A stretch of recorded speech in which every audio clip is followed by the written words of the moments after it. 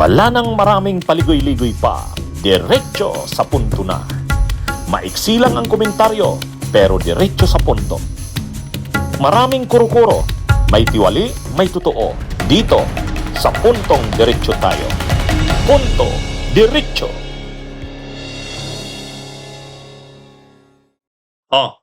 Mga kabunyog, mga kababayan, pag-usapan natin itong tungkol kay Bato at kay Bongo. Itong paglabas ng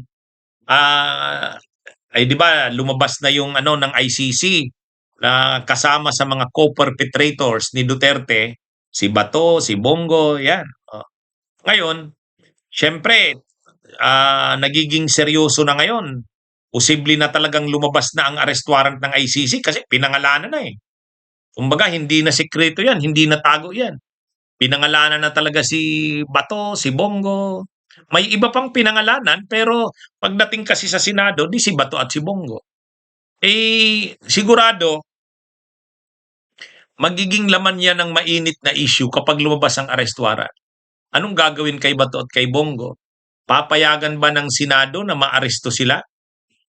Papayagan ba ng Senado na i-turn over sila sa Interpol at sa ICC? Yan yung issue niya. Dito lumalabas yung awa ni Lacson. Naaawa siya kina Bato at Bongo. Syempre, part ni Lacson, alam niya naman na seryosong bagay yan. Hindi naman ito parang, wala yan, wala namang mangyari dyan. Hindi eh. Nakita na kay Duterte kung anong nangyari kay Digong. At yan din ang posibleng mangyari kay Bato at kay Bongo. Pag lumabas yung arrest warrant ng ICC, hindi naman pwedeng hindi mo seryosong haharapin yan.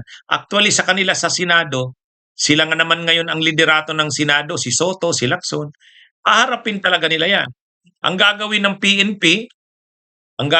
PNP, o-orderan yan ni Secretary of Interior and Local Government, Jun V. Crimulla, sige, i-implement ang warrant of arrest. Anong gagawin? Aabangan yan na lumabas sa Senado. Sa tingin ko, hindi naman papasukin ng CIDG o ng PNP ang session hall. Pero pag lumabas yan, pwede yan arestuhin. Sila Bato at sila Bongo.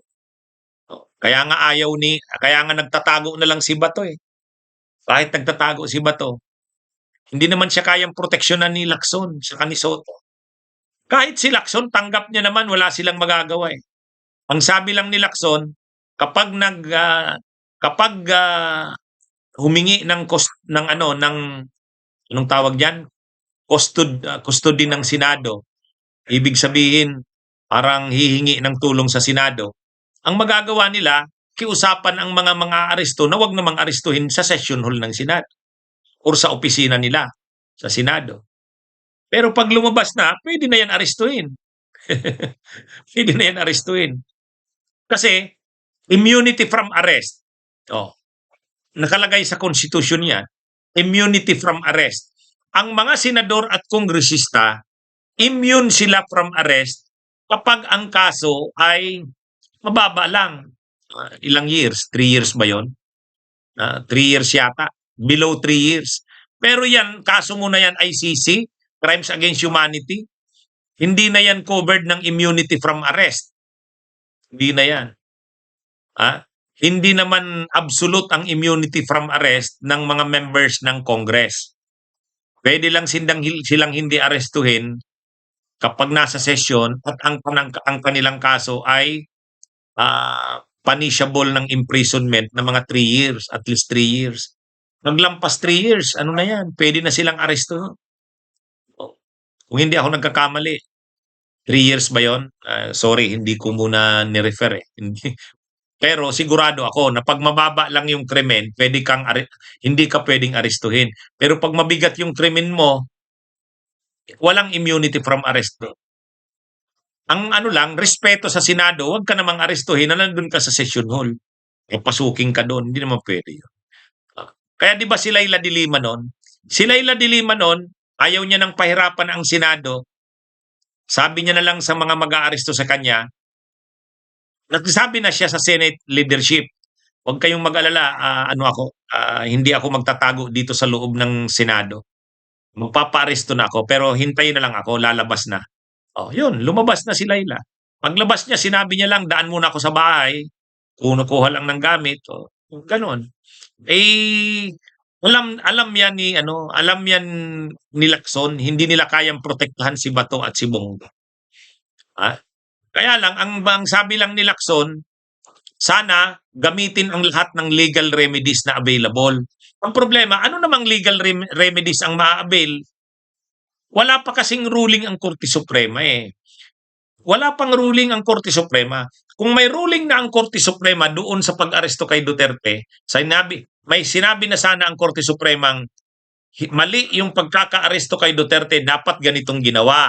Kung ka-aresto sa kanya, dapat dinala muna sa lokal na korte. Pag nasa korte na, mag-a-apply ng extradition. Yung korte yung maglalabas ng extradition order punta sa ICC. Yun ang proseso. Pag ganun ang sinabi ng Korte Suprema, obligado ng ganun ang gawin kay Bato at kay Bongo. Ang problema, wala pa namang desisyon ng Korte Suprema. So anong gagawin ng Anong gagawin ng gobyerno? Ay ang gagawin ng gobyerno, ng PNP, ng DILG, kung ano yung ginawa nila kay Duterte. Bakit? Kapag hindi nila ginawa yon, ibig sabihin mali yung ginawa nila kasi hindi nila pala ginawa. Papanindigan nila na tama yung ginawa nila. Kaya pag lumabas ang arrest warrant, ganun din ang gagawin nila kay Duterte, kay Bato at kay Bongo. Kaya lang, ang magiging pagkakaiba yata dito, magiging malinaw na pagka-aresto kay Bato at kay Bongo, dadalhin na sa Interpol. Bahala na kayo dyan sa Interpol. Basta't sa Interpol, sinurrender. Yan yung parang ganun yung mangyayari. Pero, hanggat wala pang desisyon ang Korte Suprema, obligado ang DILG, ang DOJ, ang Ombudsman na gawin yung ginawa kay Duterte. Kasi ganun yung paniwanag nila eh. Ang paniniwala ng DOJ, ang paniniwala ng DILG, tama yung ginawa nila kay Duterte. So papanindigan nila yun. Pero pag naglabas na ng ruling ang Korte Suprema, sinabi ng Korte Suprema, hindi proper yung procedure na ginawa kay Duterte, ganito dapat. So gagawin na ngayon yan kay Bato at kay Bongo. Ganun na. Kaya nga hinihintay yung ruling ng Korte Suprema. Kaya yung sinasabi ni Senador Ping Lacson na hayaang i-avail ang legal remedies, limited ang legal remedies na available kila Bato. Ano ba ang legal remedy na ginawa ni Duterte noon? Nang inaresto si Duterte, lumapit kaagad sa Korte Suprema yung mga abogado niya. Sila Torion, sila Vic Rodriguez, sila Lambino, humingi ng TRO. Ibig sabihin, i-hold. Ay hindi naman naglabas ng TRO yung Supreme Court noon. Wala naman. Hanggang nga ngayon, wala pang desisyon yung Korte Suprema sa issue na yun. Kaya yun yung dyan. Yan yung problema dyan. Kaya ang ginagawa ni Bato, hanggat wala pang malinaw na pronouncements ang Korte Suprema kung ano ba talaga, nagtatago muna si Bato. Si Bongo, hindi natin alam anong plano niya. Anyway, naaawa lang si Lacson. Kasi siyempre, senador yan. Gusto niya ring, naaawa din siya na, ganun ang problema ngayon ni Bato at ni Bongo. Kaya lang, wala siyang magagawa dyan. Wala eh. Ginusto nila yan. Nung kasing panahon ni Duterte, akala nila yung pagpatay ng tao, madali lang eh. Wala silang pananagutan. Doon sila nagkamali. Yan. Time of reckoning tayo ngayon. Maawa man si Lacson, wala rin yan. Okay? Bunyog, bunyog, halikan na kasama ka. Bunyog, kapag buklod ay may pag-asa.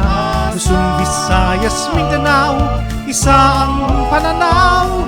Sa bagong Pilipinas ang bunyog isisigaw. Bunyog.